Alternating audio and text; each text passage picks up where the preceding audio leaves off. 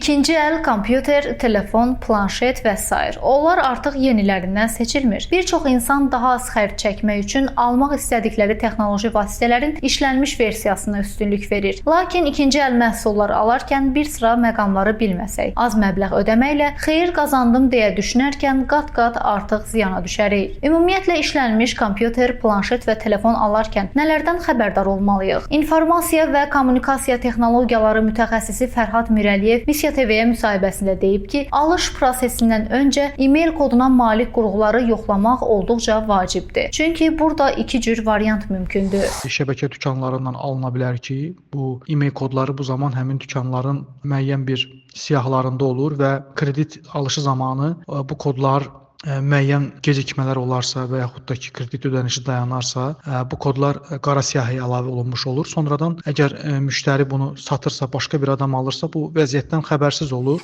Başqa mənfi amil isə qeyri-legal yolla, gömrük qurumlarına bəyan olunmadan ölkəyə gətirilmiş avadanlıqlarla bağlıdır ki, onlar müvafiq olaraq ölkədə cihazların e-mail kodlarının siyahısına əlavə edilmir və qeydiyyat prosesi müəyyən məbləğ cərimələr tələb edir. Sözügedən durum isə müştərini ziyana salır. Digər bir məsələ burada işlənmiş avadanlığın bundan əvvəl təmirdə ola bilməsi, keyfiyyətsiz təmir olunması və yaxud da ora orijinal olmayan ehtiyat hissələrin quraşdırılması ilə bağlı ola bilər ki, bu da sonradan müəyyən fəsadlar verə bilər. Misal üçün, akkumulyator dəyişdirilə bilər ki, akkumulyator keyfiyyətsiz bir akkumulyatorla əvəz olunar. O da müəyyən müddətdən sonra artıq fəsad verə bilər, şişə bilər, partlaya bilər və s. kimi xoşagəlməz hallarla üzləşə bilər.